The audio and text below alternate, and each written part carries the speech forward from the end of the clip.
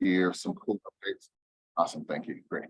We'll have some great updates from the Next Generation Bus team with Matt as our lead on that.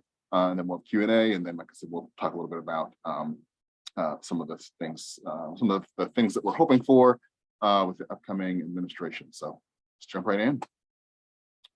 All right, so for those who this is their first meeting, the point of these meetings is just to give an update on what's going on at the meeting, get your input. You know, as we grow, sometimes some of the events where we used to sort of, you know, let folks know about what's going on, haven't always had that space. So, you know, this is a space to learn about what's going on, to get involved, and yeah, and then time to ask questions. So if you have questions, just so that we can make sure we get through everything, just put your question in the chat.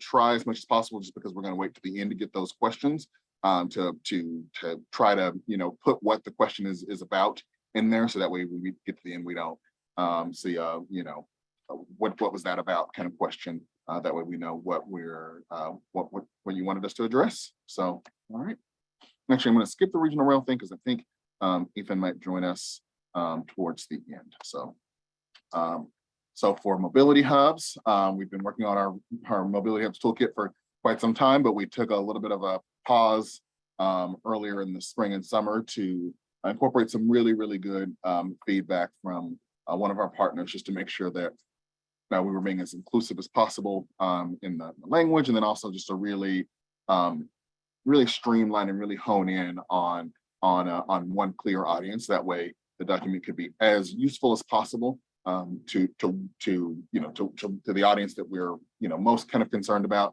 But, you know, we still think it's going to be a document that's going to be really useful for a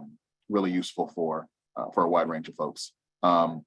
We're working with the city of Lynn, so we might be able to pilot some more elements from the mobility hubs. Those who were around in 2020 will remember we had some elements that we piloted on the Everett BRT project. So looking to take that to the next step.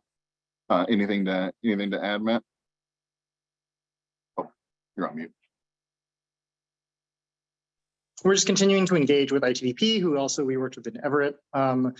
Big focuses on kind of wayfinding, especially around some kind of new bus stop possible relocations. So that's where we're going there. And the toolkit, hopefully we will have copies. I mean, obviously we're very close. I mean, I think we're in the proving process. We'll get proofs probably within this week or next week. So it's very real now.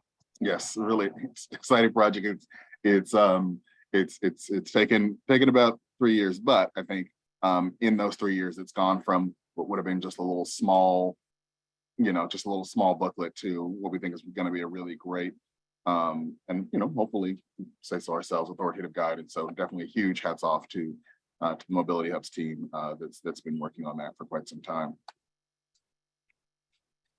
So the TM Labs, so the Labs team, huge hats off to them. The Slow Zone and the Labs team have been in the news quite a bit this year, particularly around the Slow Zone as of late, such that I've heard that the T is even responding to media outlets with citing the Slow Zone tracker, because whatever they use to track slow zones is not in any kind of form to send to outside folks. So, you know, it's been really it's been really impactful to make sure that the T is that the T is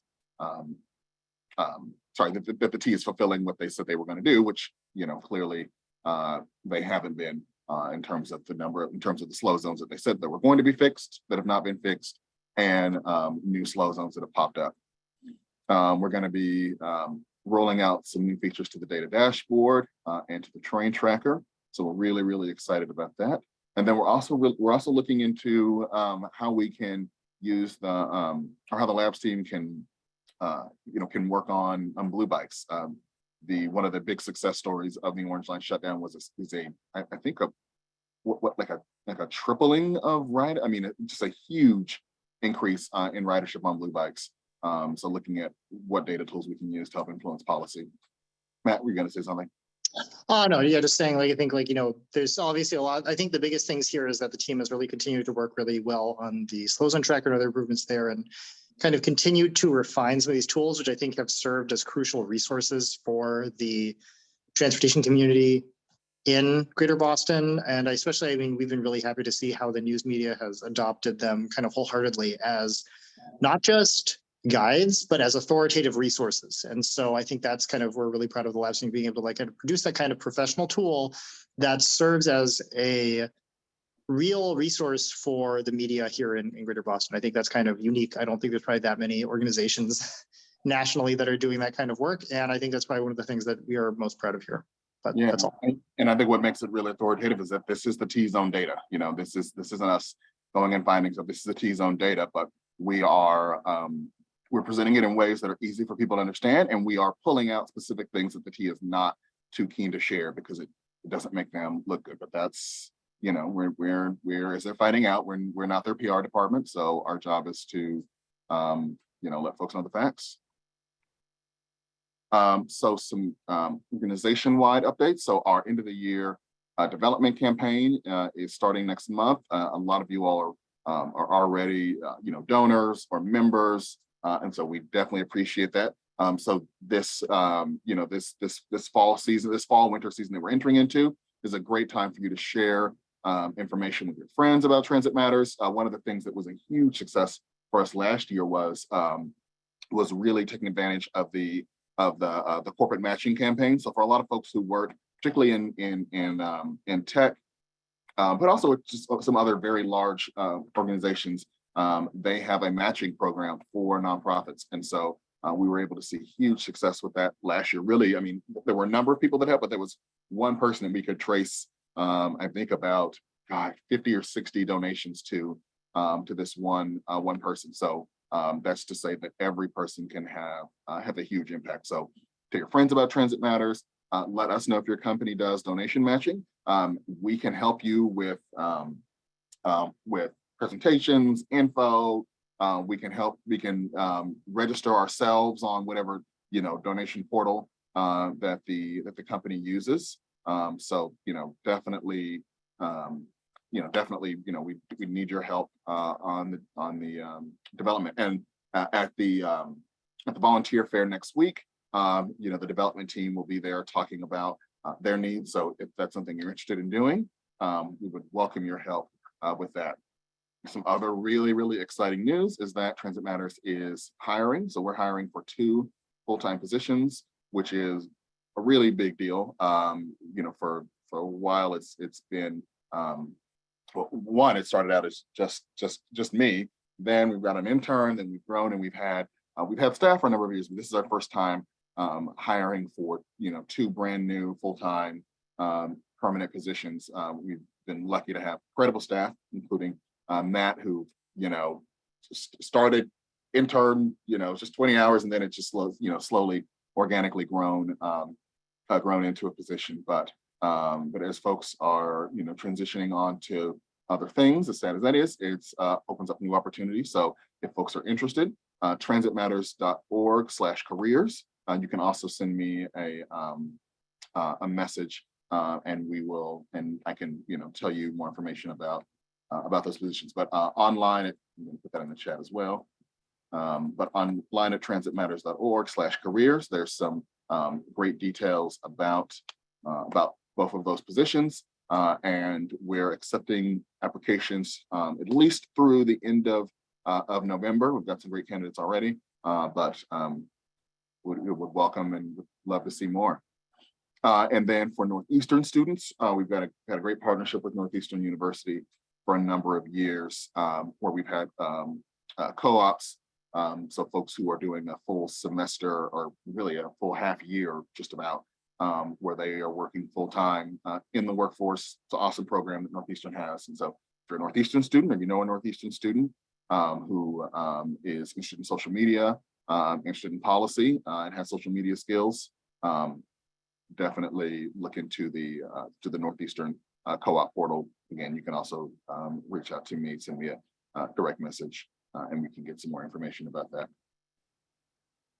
All right, so Matt, do you want to talk about Next Gen Bus? Sure, yeah. So I mean, this I'm kind of wrapping in both the electrification and service aspects of our kind of bus program. I'm more on the electrification, let's call it the capital side. We're continuing to monitor the T bus garage program. We're really particularly interested in working with the city of Medford and MBTA and kind of coordinating some motion there to make sure that the Wellington garage kind of meets the moment in terms of being a place that can catalyze a lot of development and housing. Like the city of Medford wants a lot of development there near Wellington Station. It's one of the biggest undeveloped areas directly adjacent to a T station. And the T also wants to put a very large bus garage there. So trying to figure out how they can all fit. We're trying to make sure that all parties can try to work together and get something good out of that process. We're finishing up a bus bunching op-ed and continue to work on flyers to raise awareness of bunching as an issue. Like we're really concerned about bus bunching. And I'm going to talk a little bit more about it later. Because it's something that directly affects service quality. And if you can't address bunching in your bus network, then any kind of redesign or any kind of increased service is just going to get wasted. So we're really concerned about that issue, and that's one of our key focus issues this season. We're also working on integrating night bus proposal into the work of the bus service team. There's been like some interest around different agencies and municipalities in the region around night bus service. And so we're engaging in some preliminary conversations and hoping to see where that goes and if that goes anywhere. So you can go to the next slide. I'm just going to dive into more bus things here. So bus bunching is a serious problem for MBTA services. If you look at this, I forget this might be from March, some old data, but I think it looks very similar. I don't know if they've managed to really fix this, but if you look at this map, basically what this shows you is this is for the Route 39 inbound. And so what this is showing is the percent of trips that are bunched, which means they have a less than 2-minute headway by time of day for 39 inbound. So the blue line, the blue bars here are going to be basically every instance of a bus leaving less than 2 minutes than the previous bus from Forest Hills.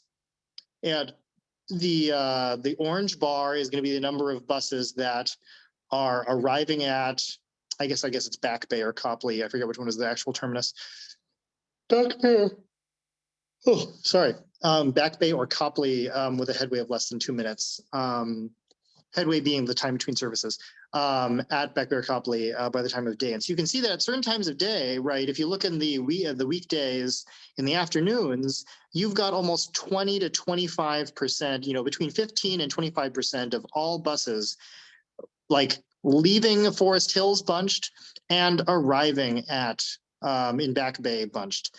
And so that's kind of unacceptable. So you can see it's bad, kind of all, it's just bad all the time. If even 5 or 10% of buses are bunched, that means 1 in 20 minutes or 1 out of 20 trips is essentially wasted because if you have 5% of buses are bunched, that means 1 in 20 trips are wasted. And that means that basically you have an empty bus.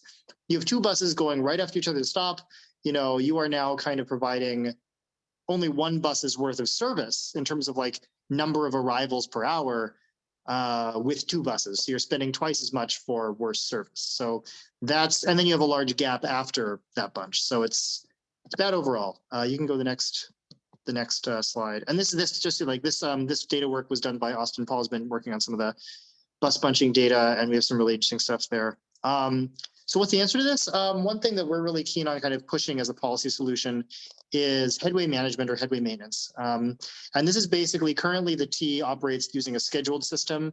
Every bus is on a trip. Every trip has times, and operators are either early or late compared to the times that they are scheduled to be operating.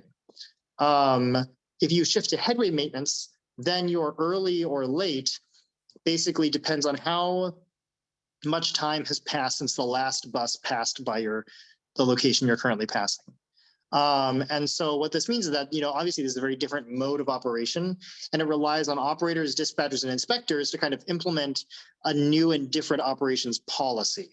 It does also require some technological investment, but that is not the hardest thing in the world to do. But the biggest thing is changing the culture of operations, changing the policy of operations, and overall deciding this is something you want to do. Our work on this is, we're working on op-eds and technical pieces to kind of raise the profile of headway management at the T. We're really concerned about headway management, especially as the T looks to launch significantly more frequent services as part of the bus network redesign.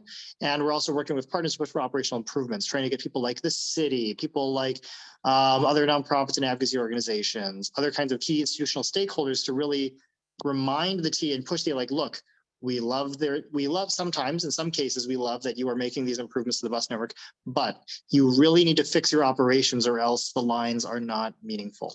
So that's one thing that I've also currently been working on there. In fact, there was even some technology deployed in the last few years with some of I think it's the skate technology, but without the operations changes and without the culture change, Yeah. that technology has not necessarily had a huge impact for passengers.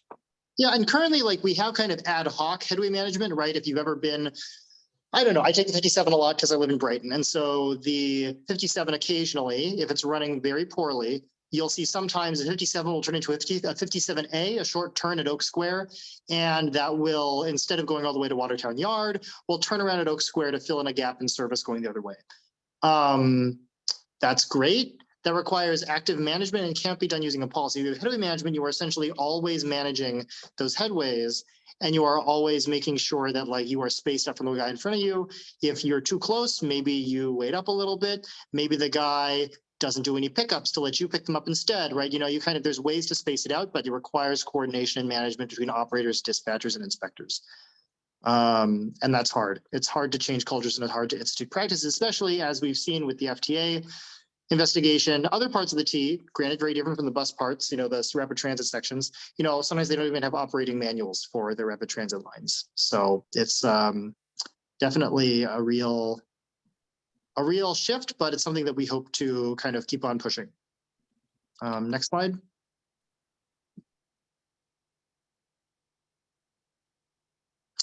The other thing I wanted to talk about is night bus. So, I mean, some of you who have been here for a while will know that this is not anything new for Transit Matters, but it's also not anything new for the region. The larger black and white map on the right is the I think this one is from 1947. This is the OWL service that was operated by the Boston Elevated Railway, and you can see it was honestly about as good as our current bus service today, practically. But this basically was the overnight service operated essentially between the hours of midnight and 6 a.m. on a streetcar and bus routes in Greater Boston. And overnight service is really essential. I mean, it was very essential in the mid 20th century when shift work was very common and you had more kind of people working the night and swing shifts. But we still have those people working here in Greater Boston today. It's really important for late night workers. It's important for early morning workers. It's like, it's folks whose shifts at the airport start at 6 a.m. It's folks who are working at a restaurant down in the Back Bay and get off work at like 2 o'clock in the morning and the subway shut down. They can't get home if they have to take a ride share, bike, or drive. An idea is that, like, this is not just important, this is really important for workers. This will reduce ride share and drunk driving from people who are going to nightlife. And ultimately it just means safer streets, safer nightlife, safer workers. So past Transit Matters work, we had this whole proposal in 2017 that did not end up really sticking. And that was kind of a more involved process. Definitely stay tuned. We're kind of talking to various partners, and I think there's more interest this time around, especially as some of you probably noticed, like, there is a greater energy in the air these days around transit. I think there's a bit more optimism about transit, especially now that Uber is very expensive, which I, as a transit advocate, am quite happy about sometimes. Obviously not if it's something that someone's relying on, but in terms of the macro scale thing, like, we don't have to deal with quite as many conversations about people just saying, oh, well, they'll just take an Uber, because some people can't afford it. And so we're looking at this as a way to make sure that there are options for everyone at all hours. And I think one of the things that was a success last time, even if we weren't able to have a full overnight bus network, was that we changed the conversation. Because when the subway service that was on Fridays and Saturdays overnight, when that stopped in 2017, 2018, the conversation was, oh, well, that's just drunk college kids. We don't need to worry about that. And through the advocacy, we were able to reframe the conversation and say, hey, that's not a bad thing. Like, we should not have drunk college kids driving or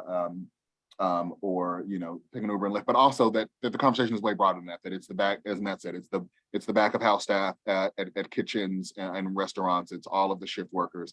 And so the good thing is, that now that conversation is not even, it's not going in that direction. And we did actually win, and I need to check the status of this because COVID has, changed a lot of things, but out of that process, they did have significantly more, a more early morning service, and they beefed up service between 10 and midnight, obviously before COVID.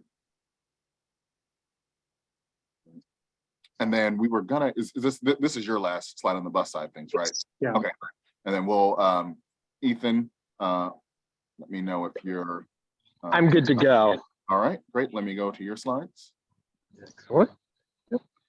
Hi, folks. Sorry to be off camera. I had a bit of a transportation issue with a rideshare service, incidentally. So that messed with my schedule a bit.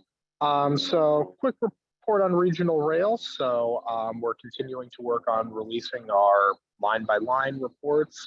Next up will be the Lowell line report, which we hope to get out over the summer. But there were sort of a lot going on in terms of responding to the MBTA's electrification proposal, which would basically disrupt the whole concept of regional rail as conceived using overhead electrification and force us to use this unproven technology that's more expensive in terms of the vehicles and is not going to deliver the service we want. So that's sort of taken precedence over the summer. But we will be releasing that Lowell line report and the Fitchburg one subsequent to that. And just on that point, continuing to work with legislative and advocacy partners to make sure that we get to a point where we have best practice methods for advancing the transformation that we want. Certainly having a new governor who's more favorable to transit investment in general, we're hoping will give us more of an active audience. But ultimately, that all depends on public support for regional rail. So to that end, we're continuing to work on sort of outreach to a variety of constituencies, and the zine that's mentioned in the slide there, sort of targeting the college audience, but also something that you'll see online is in print starting this week, as well as we've gotten things firmed up on the posters. So you'll, if you're on the Framingham, Worcester, Newburyport, Rockport, Fairmount, or Providence Stone lines, expect to see some really cool posters soon.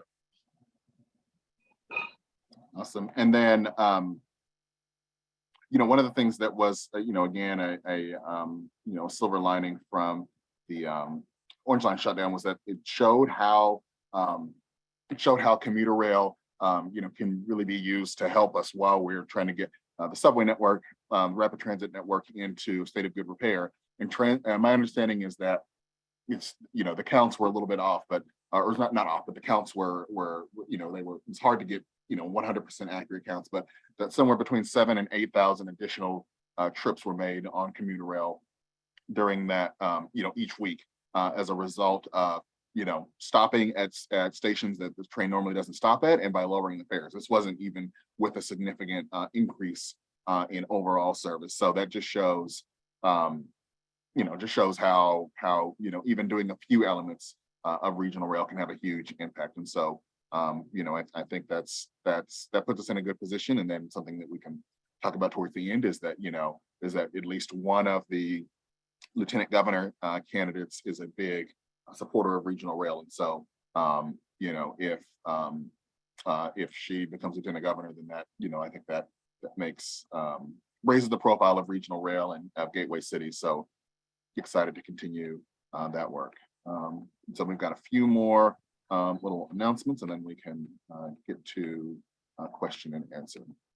All right. So like I was saying, next week we've got our volunteer fair. We'll get that link into the chat soon, but we'll have our volunteer fair. So RSVP for that if you're interested in getting involved. That'll be happening virtually on a really cool platform called Gather, which allows you to do some really cool sort of going into virtual rooms. So it's a more fun way to do virtual meetings. So definitely sign up for that. And then next month, we are doing our beer in transit. We've almost locked down the location. We were gonna share that today, but holding back just a little bit. So stay tuned on social media and make sure that you're getting the newsletter, which you can sign up for on the website to know to get that location there. And then we'll be setting a date for our coffee in transit meet up soon. So for those of you who haven't joined Beer in Transit, it's a great time. We're hoping to have it in a really cool special location that we've never had it in, and sort of, you know, furthering our mission of not just focusing on the poor. So really, really excited to share the details on Beer in Transit when that gets firmed up, but go ahead and mark your calendars. And then the last announcement is if you work in the Longwood medical area or you're a resident, or, and I forgot a big constituency as well, if you're a student, we need you to speak up. You know, during the D-line diversion work, the city of Boston and the MBTA put up a temporary pop-up bus lane that has made a huge impact when it comes to saving riders time, 30, 40 minutes each trip sometimes. And so, you know, there's been some rumblings maybe from some of the major institutions there. So if you're benefiting from that service, speak up. Again, we'll drop some links in the chat, but send an email to the city of Boston and let them know, you know, where you work and why that this has been important to you. You can also help out on Twitter. We had a thread yesterday, so you can quote tweet that you can quote tweet that and then, you know, tag your employer so that the employers know that that people are benefiting from this. Matt, sure.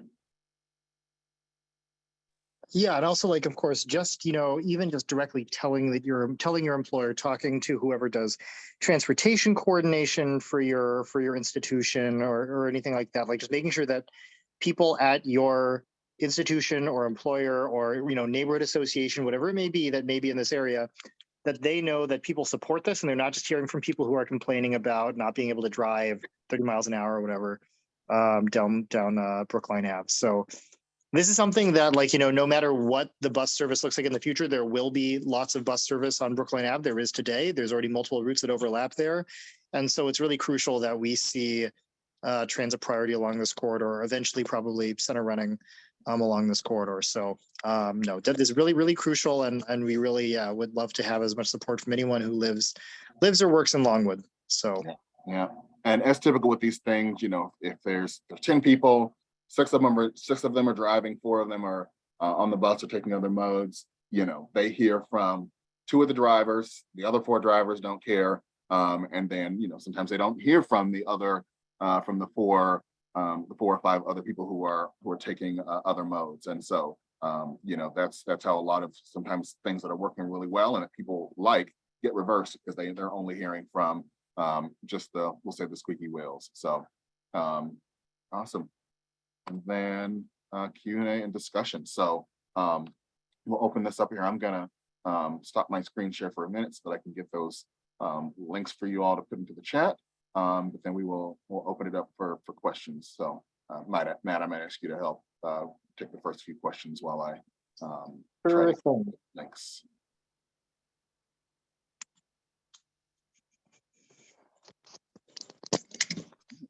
sorry.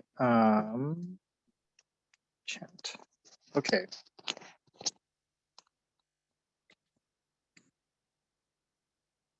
Oh, not seeing any questions or raised hands so far. Does a battery electric I think I'll turn that over to Ethan, I think.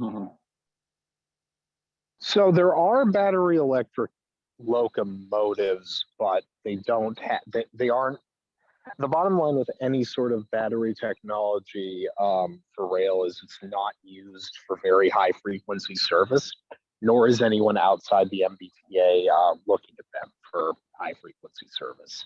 Yeah, it's like Metra has obviously looked at retrofitting its locomotives with batteries, but yeah, they're not.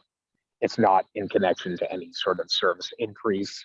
And the reasons for that are obvious. It takes longer to charge than it does to just run the train under wire. And with battery electric locomotives, you're really not getting the benefits you are with multiple units.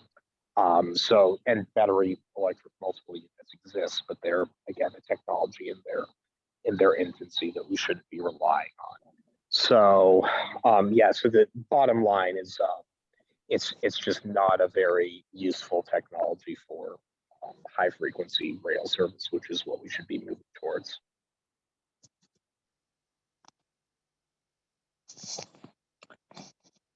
Ethan, maybe do you also want to handle the zine question there in the chat as well? Sure. So basically the zine is an 8-page document with some sort of cartoon type animation looking at how electrification can of the rail system can provide environmental benefits and also make transit far more useful. In terms of student engagement, we'd love to see students who are sort of interested in a better transit system or addressing climate change, sort of pushing for regional rail because it certainly would be impactful on both fronts. I'd be happy to chat. I think it was Kelly who sent that with you as well offline, get into some more details as well.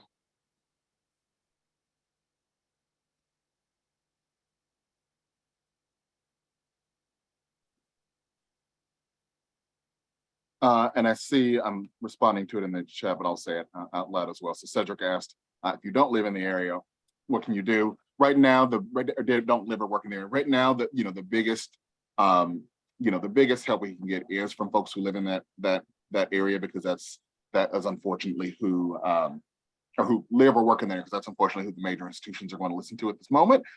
So the big help would be to encourage your friends or family who live or work in the area to reach out to the institution that they're connected to, or reach out to their city councilor. That being said, if you do take that bus through that area, even if you don't actually end up stopping there, letting your, in the case of a Boston resident, letting your Boston city councilor, Kinsey Bach, know that, as well as maybe CCing your district city councilor. And then if you're in Brookline, letting your town select board person know that even though this is in the city, this is on the other side, that this is having an impact, a positive impact for Brookline residents. But yeah, unfortunately, the voices that we need the most right now are folks who live and connected to that area. That's a good question, Matt. Did you see Pat's question? Just checking now. Would it be worth reaching out about it if you live in Longwood or Huntington? Absolutely, yeah. So I think that, Pat, if you live in Longwood, I think the best field to talk to would be if you live in Longwood, to talk to your city councilor, as well as just kind of put stuff on social media. Send an email. If you send an email to, I think if you go to let me see if I can find an email on the Transportation Department website. I think I put it in the chat. I think it's just info, btd@boston.gov. Yeah. So that if you go to that, then that kind of emails that get used there, those are used as justification in policy discussions. Look, we got emails about this supporting it. So definitely, send them in. Mentioning you have needs there that are addressed by this, and tell your friends. Tell your friends who you think are supportive. Don't tell your friends who are I don't know, really miss their street parking on Brookline. But definitely really good to see people interested in supporting this. Yeah. So we've got a question on the Ultimate Multimodal project. Yes, so we have been involved in that. Our biggest priority has been protecting Worcester Line service and Worcester Line access during that project. Still a long way to go on that, but at least it's way more on the table than it had been in the past. Obviously, a big issue too was making sure that they did not go with that big ugly viaduct that would cut off access The other battle we're fighting on is to have West Station be designed in a way that makes sense, that's not overbuilt, and that gets done in the first phases.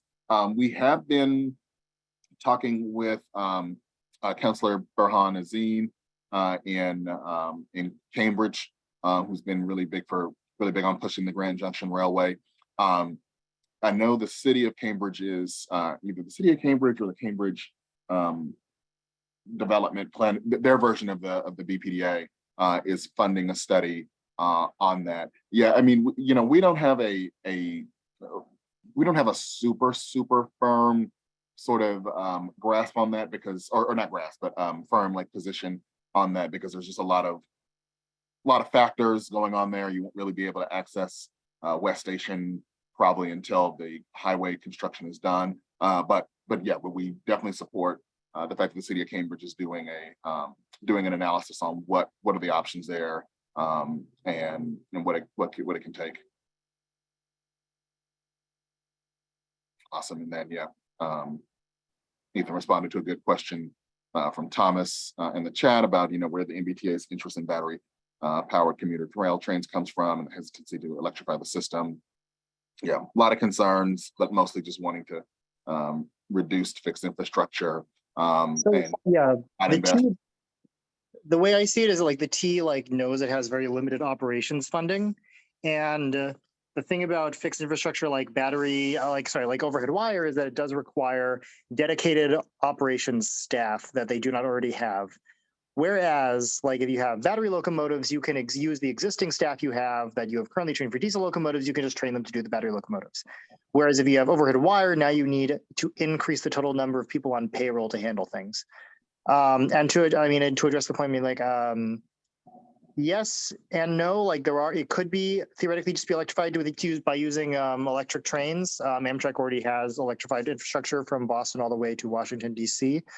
There are a few things that would need to be done. There needs to be extra electrical capacity along the Northeast Corridor. And Ethan, correct me if I'm wrong here. I'm just answering this question.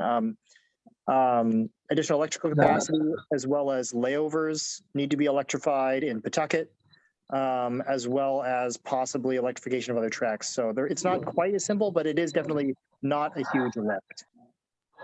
Yeah, and I mean the other issue, just with regards to this point about fixed infrastructure, is yes, you do. There are some hypothetical savings, although again they haven't been particularly transparent on how much on the cost of batteries and what electrification project they're comparing to. But these are ultimately investments that last, for generations. Whereas with battery trains, you have to buy trains at least every 25 years, more frequently probably. So you have to incur that premium over and over. And batteries aren't getting any cheaper anytime soon. So it's really a fallacious sort of understanding that only accounts for the immediate costs.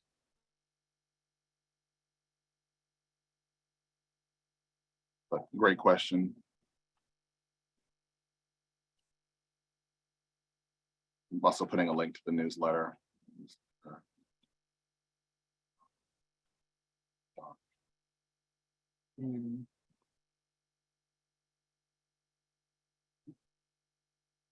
Yeah, these are great questions. Folks have any other questions?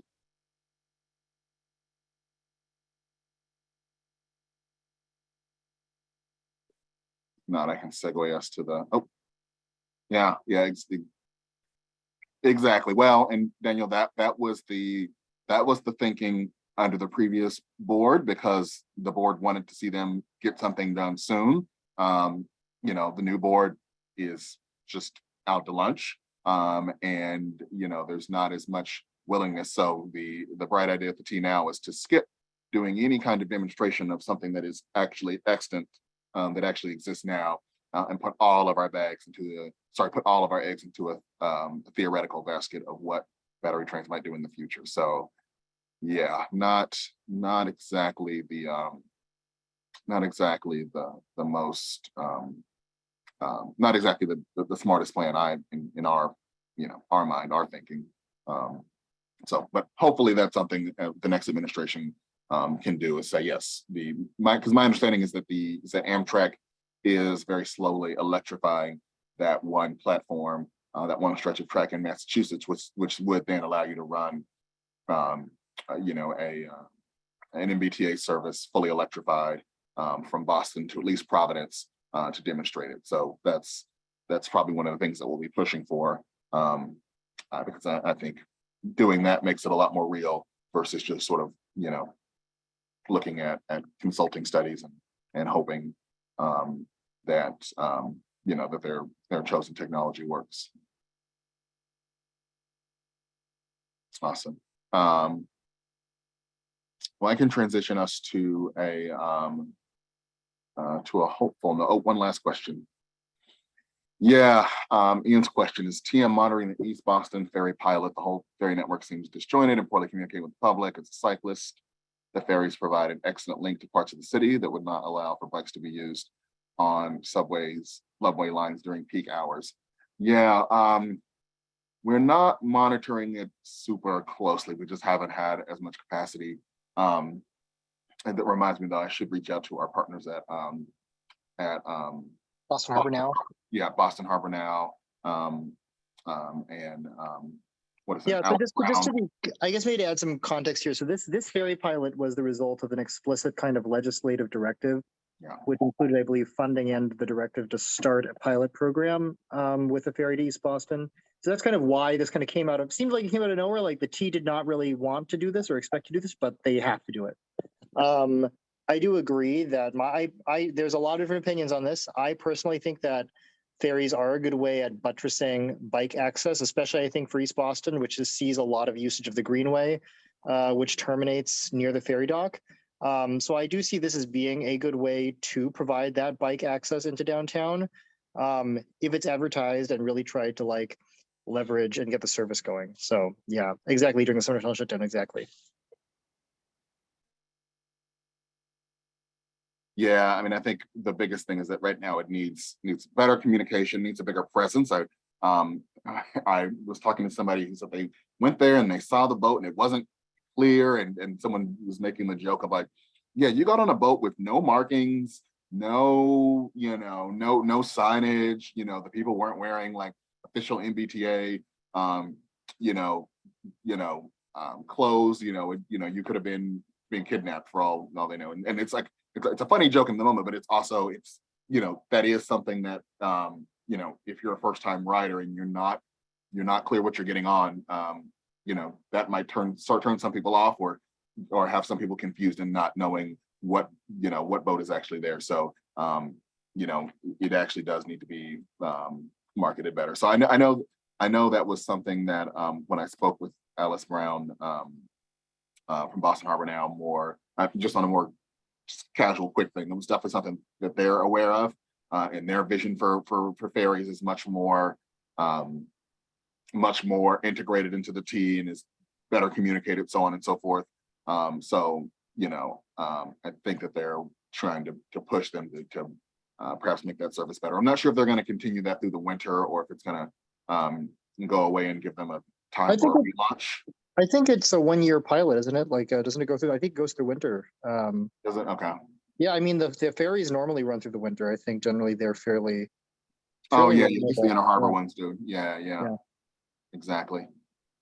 I mean, this just demonstrates again the T's biggest weakness is external communications. Whether it's to the press, whether it's to the public, whether it's advertising a service they have, whether it's warning about a limitation of the service they don't have. One of the T's biggest weaknesses is communicating things to the public and advertising its services. So that, I mean, we would be the first to say that like that is definitely a big weakness. Yeah, I do regret that we haven't been able to spend enough energy on this. We do have, it is a pretty small ship that we run here, probably smaller than one of those ferries, probably more like a dinghy or a rowboat. So it's we haven't had as much opportunity to talk about this. Yeah, Ian brought up a good point. Yeah, could they do something on the Ted Williams Tunnel? They probably could on some emergency basis. I think the the law is reasonably flexible for emergency purposes. I think the bigger issue, the bigger fish to fry is what would be politically popular. Even some of the most transit friendly, reps, again, with the issue that we talked about earlier in terms of who makes the noise, who sadly is eligible to vote in some of these communities, makes it so that the car drivers get an outside voice in some of these things. So that is, but to that point, I think this is something that we've been trying to beat the drum about. While we have 6 or 7 months to plan for the multi-month shutdown during the summer, is to say that there needs to be some real serious consideration given to what are they doing? Is that increased blue line service? Is that running the blue line overnight? Just running it 24 hours for at least a certain period of time during that shutdown. So it's going to pivot us to talking about the governor's race for the last few minutes, but we're having some good conversation. I'll start it, and then if folks still have questions or thoughts, they can leave them in the chat. Yeah, I think it does, and I think that's something that we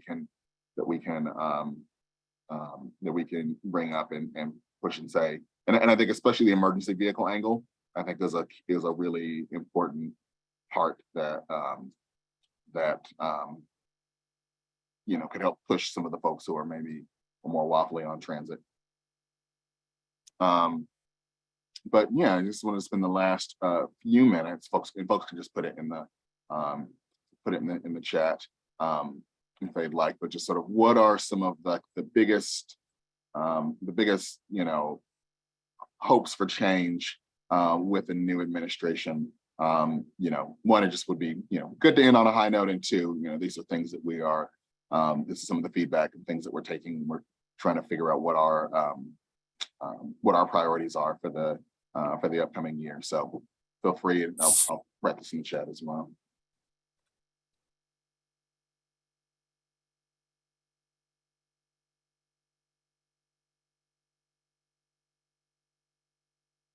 Was someone gonna unmute?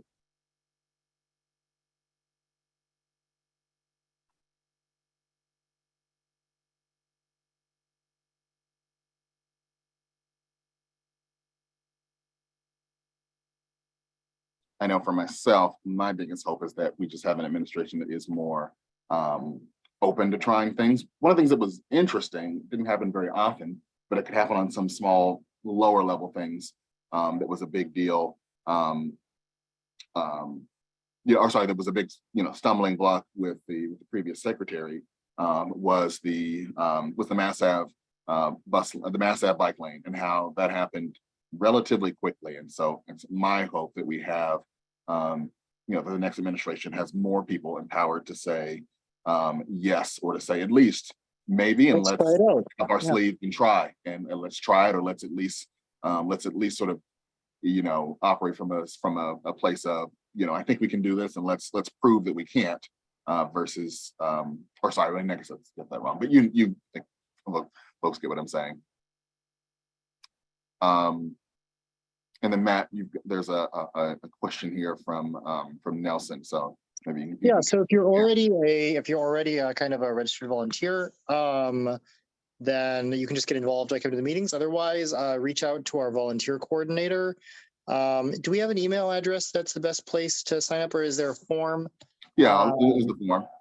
I will put that in the chat. Okay, yeah. So there's a form you can fill out to kind of get connected there. And that option there is really good for basically getting connected. And then you can just say that you're interested in the bus or next gen bus and in night bus, and then you can get kind of logged into all the various Slack and emailing lists and drives that we use, and then we can because we generally meet every other week, and that campaign is kind of gradually warming up as kind of we figure out what it's going to look like for us to work with different partners on this. But yeah, no, definitely so that you're interested, and then hopefully we'll get you added to the mailing list and stuff, and you can get involved. Oops, changes on the form. For right now, it's Better Bus. That's fine. Of course, and thanks for your interest. Anyone else have thoughts or hopes for the next year when it comes to transit or transportation policy?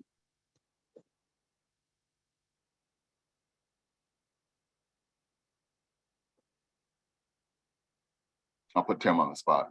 Tim, what's your hope for next year? I'm actually making HelloFresh right now. Sorry, I'm kind of mid cooking. Oh, that's funny.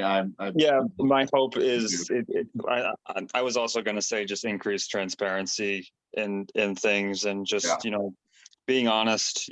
Telling how it is. The state of the system needs a lot of work, and it needs some honesty about the amount of work it's going to take, but also not just endlessly doing work for the sake of doing work, having clear goals, having punch lists. As you know, I'm an engineer, so I actually work on T projects. So it's always good to have, the actual goals. And one of the things that we experience so often working on T contracts is just scope creep and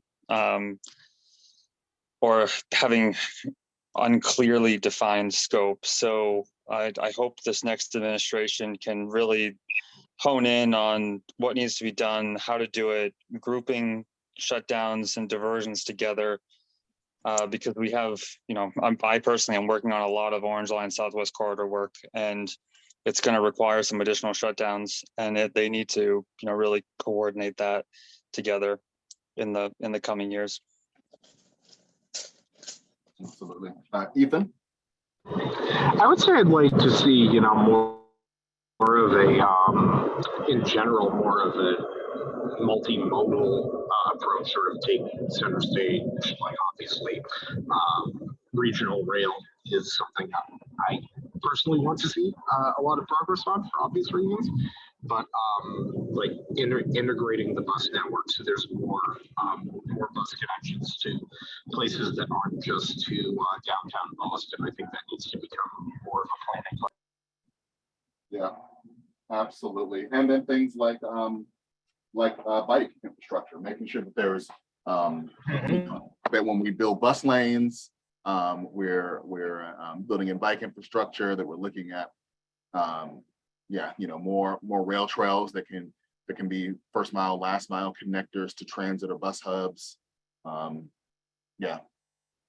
were you gonna say something? Yeah, I mean, kind of related to that. I mean, I'm really excited. I think I saw some mentions of some of this in like the Healy camps, transportation issues statement. I would really like to see more investment in intercity transportation, whether that's East West Rail, whether that is kind of coordinating schedules of RTAs so you can have timed connections instead of missed connections. I think it'd be really great if you could get all across Massachusetts without having to drive a car. And it shouldn't be that hard. We're a very small state. It's not very far to North Adams from the Cape. It's like 7 hours max. Like that's nothing. I was reading something that the state of Massachusetts is about the same size as Greater Houston. That should give you just like a simple scale. The 3 or 4 counties that's around Harris County, you put all them together and you have a size that's equivalent to Massachusetts. Like I think you could fit 5 Massachusettses inside Oregon or something. Something like that. Well, I don't know, Ethan. I think it's 3 hours from here to North Adams. And is it really, how long does it take to drive to Provincetown? About 2.5 to okay, so 2.5 to 4 hours depending on traffic, but so like it could be anywhere from 6 to 8. But yeah, I guess it's just like, I think you're accounting for traffic. I gotcha. I think it just shouldn't be that hard for us to have the ability to get across the region. And I do like, I think, I like this thing you talked about with the administrative to increase the MBTA for the operation of capital improvements. Yeah, the problem with that law means they're returning things. It's not based on whether you have money left over. It's based on whether you took in more money than you did in, like, if the amount of money you took in that year rose faster than like some other number, then it doesn't matter how much of that money you were planning on spending. you still have to return it according to this law. That is the reason they can be sending all these checks out. It's not based about having money left over. It's based on this idea that, oh, the state somehow took in too much money this year, and so it has to return some. It's really kind of asinine. Well, we have a report about the number of structurally deficient bridges, or, you know. Yeah, the idea like- that the Massachusetts has, every time I say Massachusetts having a budget surplus, and it's like when everybody's happy with all of the public services in Massachusetts and nobody has any complaints about the government, then maybe we have a surplus then. But judging by what people say in general about the Commonwealth, I think we probably have a few things we could stand to fix. The waiting lines for mass housing, any of those Yeah. things. Even folks who drive should want more RMV slots, right? You know, no one really likes going to the RMV, so they've gotten better. Yeah, thankfully I was able to renew my driver's license online, which was great. All right, I think, oh, we've got one last comment. Yeah, that is the hope, Rob. That is the hope. We just can't look at Deval Patrick's tenure, for example, but you know, the hope is that they know Maura Healey. She's not quote unquote a political outsider. So I'm hoping that's the only reason why they didn't work with Deval Patrick, and no other reason. Oh, I'm but, sure that was the only reason, Jared. I can't imagine. Sure, I'm sure it was the only reason. Yeah, you know I what? can't think of any other reason that Deval Patrick, of all people, would have any difficulty getting things done in Massachusetts. I can't. I think it's probably just because they didn't know his name. That's what I'm just gonna have to hope for, or else, yep, or else I'll say something that will get me in trouble. But I that do think, yeah, I'm ahead. hopeful. I'm hopeful. I think if you look Yes. at the things that Maura Healey is saying all the right things, which is a big change from Baker, who is saying none of the right things even. So I think at least someone saying the right things means that we're already in a better spot. So I'm hopeful. Me too, because I just don't have any other choice. Well, thanks everyone for joining us. I'm gonna leave this open for a few more minutes. If you need to go through and get some of those links, but hopefully you'll join us for the volunteer fair. Hopefully we'll see you on November 16th for Beer in Transit. We'll get coffee in transit out soon. And then I'm gonna make my HelloFresh. I'm making pork taquitos. What are you making, Tim?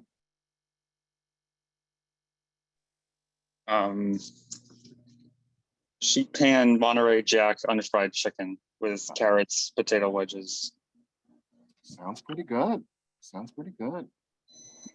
Awesome. Thanks, everyone. Have a great night.